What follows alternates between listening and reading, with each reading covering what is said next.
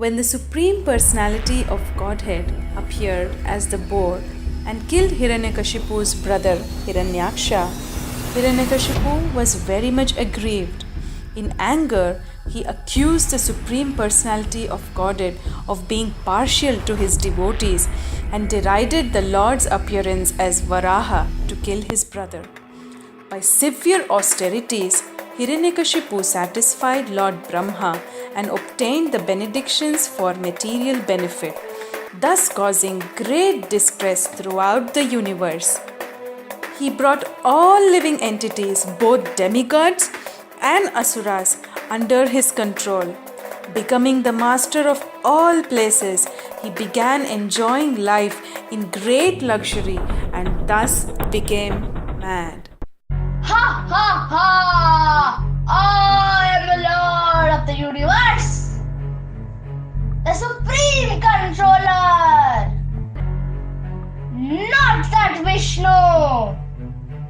I instruct everybody to worship me as God. Ha ha ha ha ha! Hiranyakashipu had 4 wonderful, well-qualified sons, of whom the one named Prahlad was the best. Indeed, Prahlad was a reservoir of all transcendental qualities because he was an unalloyed devotee of the Supreme Personality of Godhead. Hiranyakashipu took Prahlad Maharaj to Shanda and Amarka, the 2 sons of Shukracharya, to be educated. They accepted him at their school along with the other sons of the Asuras. Prahlad certainly heard and recited the topics of politics and economics taught by the teachers, but he understood that political philosophy involves considering someone a friend and someone else an enemy, and thus he did not like it. When Prahlad is sufficiently educated, he is brought in by his teachers to see his father. Hiranyakashipu takes Prahlad on his lap and speaks as follows. My dear son, please let me know what you think is the best of all the subjects that you have studied from your teachers. O best of the Asuras, king of the demons, as far as I have learned from my spiritual master, any person who has accepted a temporary body and a temporary household life is certainly embarrassed by anxiety because of having fallen in a dark well where there is no water but only suffering. One should give up this position and go to the forest, Vana. More clearly, one should go to Vrindavana, where only Krishna consciousness is prevalent, and thus take shelter of the Supreme Personality of Godhead. Ha ha ha! Thus is the intelligence of children spoiled by the words of the enemy. My dear demons, give complete protection to this boy at the Gurukula, where he is instructed, so that his intelligence will not be further influenced by Vaishnavas who may go there in disguise. Dear son Prahlad, please do not speak lies. Just reply with the truth. These boys you see are not like you, for they do not speak in such a deviant way. How have you learned all these instructions? How has your intelligence been spoiled in this way? Persons who always think in terms of enemy and friend are unable to ascertain the super soul within themselves. The same Supreme Personality of Godhead who has created this situation has certainly given me the intelligence to take the side of your so-called enemy. O Brahmanas, as iron is attracted by a magnetic stone, similarly my consciousness is attracted by Lord Vishnu, who carries a disc in his hand. Thus, I have no independence. Oh, please bring me a stick. This rascal Prahlad is damaging our name and fame. Because of his bad intelligence, he has become like a cinder in the dynasty of demons. Shanda and Amarka began teaching him about the paths of religion, economic development, and sense gratification. this is the way they educated him. Then, one day, when Prahlad Maharaj was sufficiently educated, his mother personally dressed him and ornamented him to be presented before his father. Prahlad Maharaj offered obeisances, and Hiranyakashipu, as an affectionate father, showered blessings and embraced him with both arms and spoke to him as follows. My dear son, for so much time you have heard many things from your teachers. Now, tell me the best of that knowledge. Hearing and chanting about the transcendental holy name, form, qualities and pastimes of Lord Vishnu, remembering them, serving the lotus feet of the Lord, worshipping the Lord, offering prayers to the Lord, becoming his servant, considering the Lord as best friend, and surrendering everything unto him. These 9 processes are accepted as pure devotional service. O unqualified, most heinous son of Brahmana, you have disobeyed my order and taken shelter of the party of my enemies. You have taught this poor boy about devotional service? What is this nonsense? O enemy of King Indra, O king, whatever your son Prahlada has said was not taught by me or anyone else. His spontaneous devotional service has naturally developed in him. Therefore, please give up your anger and do not unnecessarily accuse us. It is not good to insult the Brahmana in this way. You rascal, most fallen of our family, if you have not received this education from your teachers, where have you gotten it from? Because of their uncontrolled senses, persons too addicted to materialistic life make progress toward hellish conditions and repeatedly chew that which has already been chewed. Their inclinations toward Krishna are never aroused, either by the instructions of others, by their own efforts, or by a combination of both. Oh, demons! Take this boy away from me! He deserves to be killed!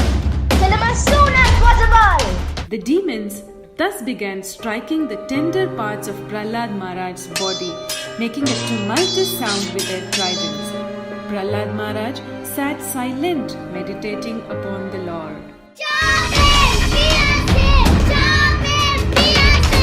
Hiranyakashipu could not kill his son by throwing him beneath the feet of big elephants, throwing him among huge, fearful snakes, hurling him from the top of a hill, administering poison, starving him, exposing him to severe cold, winds, fire and water, or throwing heavy stones to crush him.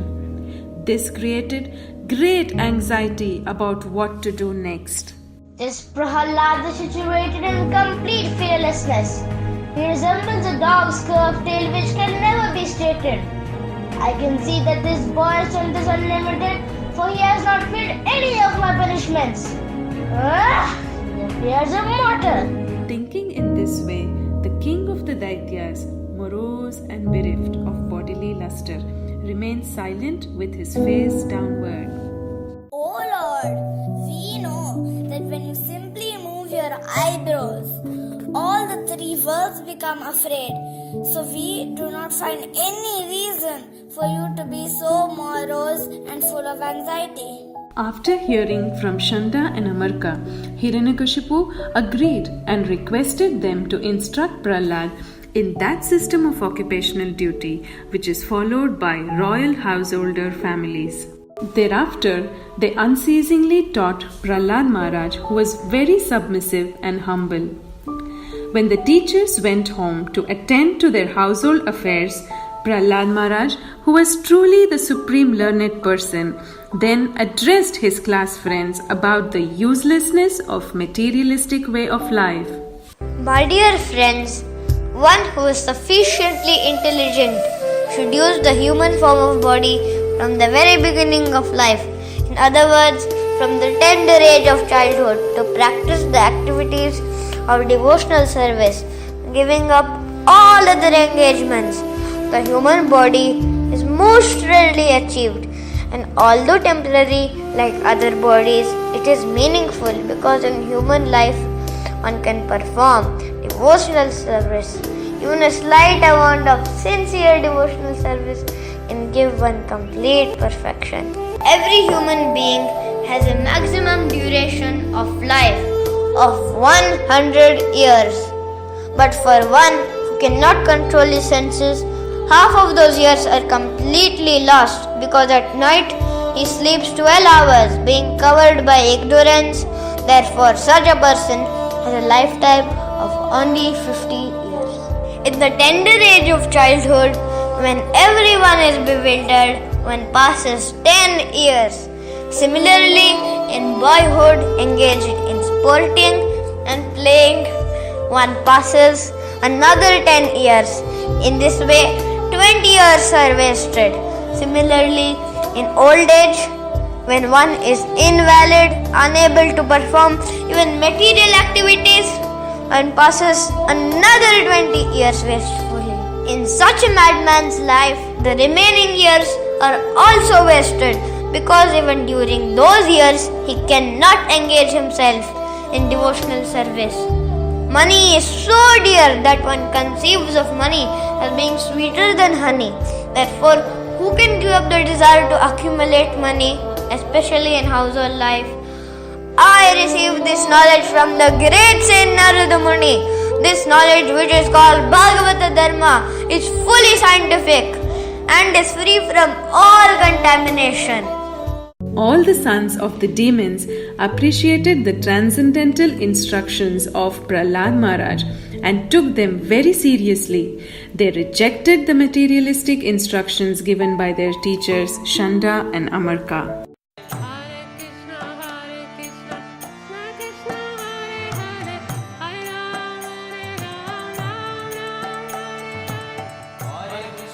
When Shanda and Amarka observed that all the students, the sons of the demons, were becoming advanced in Krishna consciousness because of the association of Prahlad Maharaj, they were afraid. They approached the king of the demons and described the situation as it was. O most impudent, O lowest of mankind, you have violated my power to rule you, and therefore today I shall send you to the place of Yamaraj. My dear king, the source of my strength, of which you are asking, is also the source of yours. Indeed, the original source of all kinds of strength is one. My dear father, please give up your demoniac mentality. Do not discriminate in your heart between enemies and friends. Except for the uncontrolled and misguided mind, there is no enemy within this world. You rascal! You're trying to minimize my value as if you were better than me at controlling the senses. This is over-intelligence. Oh, most unfortunate Prahlad! You have always described a supreme being other than me. But where is he? If he is everywhere, then why is he not present before me in this pillar? Because you are speaking so much nonsense, I shall now sever your head from your body. Now let me see your most worshipable God come to protect you. Yes, I want to see it. Being obsessed with anger, he took up his sword and struck his fist against the column. Then from within the pillar came a fearful sound which appeared to crack the covering of the universe. The Supreme Personality of Godhead, Hari, exhibited a wonderful form never before seen. The form was neither that of a man nor that of a lion. Thus the Lord appeared in his wonderful form in the assembly hall. Lord Vishnu, who possesses great mystic power, has made this plan to kill me. Huh? But what is the use of such an attempt? Who can fight with me? Thinking like this and taking up his club, Hiranyakashipu attacked the Lord like an elephant and began to beat him. Lord Narasimhadev, however, captured the great demon along with his club, just as Garuda might capture a great snake. When Hiranyakashipu was freed from the hands of Narasimhadev, he falsely thought that the Lord was afraid of his prowess. Therefore, after taking a little rest from the fight, he took up his sword and shield and again attacked the Lord with great force. Making a loud, shrill sound of laughter, the Lord captured Hiranyakashipu, who was protecting himself with his sword and shield, leaving no gaps open. As Hiranyakashipu moved his limbs here, there and all around, very much afflicted at being captured, Lord Narasimhadev placed the demon on his lap, supporting him with his thighs, and in the doorway of the assembly hall, the Lord very easily tore the demon into pieces with the nails of his hand. Lord Narasimhadev's mouth and mane were sprinkled with drops of blood, and his fierce eyes, full of anger, were impossible to look at. Narasimhadev, decorated with a garland of intestines taken from Hiranyakashipu's abdomen, resembled a lion that has just killed an elephant.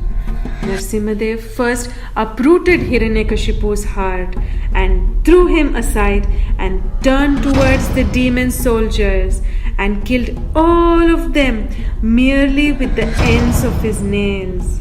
Hiranyakashipu had been exactly like a fever of meningitis in the head of the three worlds.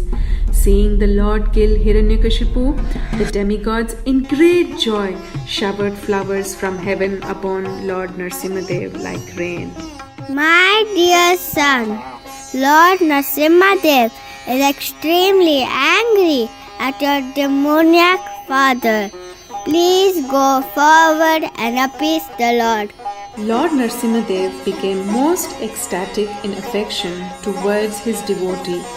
Raising Prahlad, the Lord placed his lotus hand upon the boy's head and created fearlessness in all his devotees. Narasimha Bhagwan ki Jai!